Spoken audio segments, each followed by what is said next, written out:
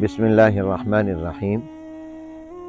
फ़लस्तीनी मुसलमान इस वक्त जिस सूरत हाल से दो चार हैं, उसकी वजह से पूरा आलम इस्लाम इज़्तिराब में है, बल्कि पूरी दुनिया इंसानियत बेचैन और मुज़तरब है। इसराइल गुज़श्ता कई माह से मुसलसल जो वहाँ बमबारी कर रहा है और जो उन पर जुल्म और वहशत व बर्बरियत का मुज़ाहरा कर रहा है, वो न सिर्फ ये कि काबिल मज़म्मत है बल्कि काबिल नफ़रत है।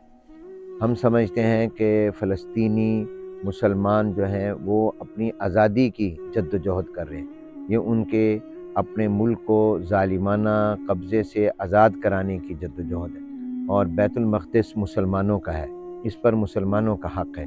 ये जनाब नबी करीम हुज़ूर अकरम सल्लल्लाहु अलैहि वसल्लम के सफ़र मेराज की एक मंजिल है।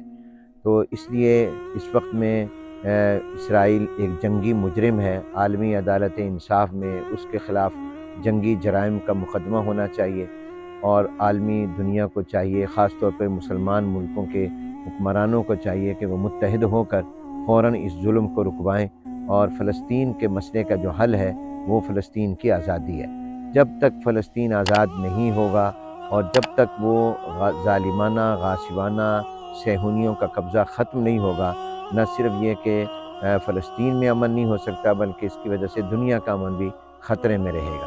पूरी दुनिया के मुसलमान फ़लस्तीनियों के साथ हैं, पाकिस्तान के अवाम मुसलमानों के साथ फ़लस्तीन के साथ हैं। मुसलमानों को चाहिए कि एक तो वो दुआओं का अहतमाम करें ताकि फ़लस्तीनियों को अल्लाह ताला फ़तह और नुसरत से नवाजें और इसराइली मज़ालिम का ख़ात्मा हो, और दूसरा जो जितना उनसा माली ताउन कर सकते हैं वो माली ताउन करें। जिस तरीके से भी उन तक कोई इमदाद पहुंचा सकते हैं इमदाद पहुंचाएं। वहाँ बिजली नहीं है, गैस नहीं है, पानी नहीं है, खाने पीने का सामान नहीं है, दवाइयाँ नहीं है, और इसराइल ने तो ना हस्पताल छोड़े हैं, ना तालीमी इदारे छोड़े हैं, ना मसाजिद छोड़े हैं। हर जगह पर शहरी आबादियों पर भी उसने बमबारी किया और वो मुसलसल जुल्म कर रहा है। और इसी तरह तीसरा ये कि इसराइली मसनूआत का बाइकाट करना चाहिए। जब हम उनको माशी और इक़्तिसादी तौर पर नुकसान पहुँचाएँगे तो यकीनन वो फिर अपने जुल्म से बाज आएंगे और इससे भी हम अपना एक फ़र्ज़ भी अदा कर लेंगे। तो हमें इसराइली मसनूआत का बाइकाट करना चाहिए और अपने गैरत ईमानी का मुज़ाहरा करना चाहिए।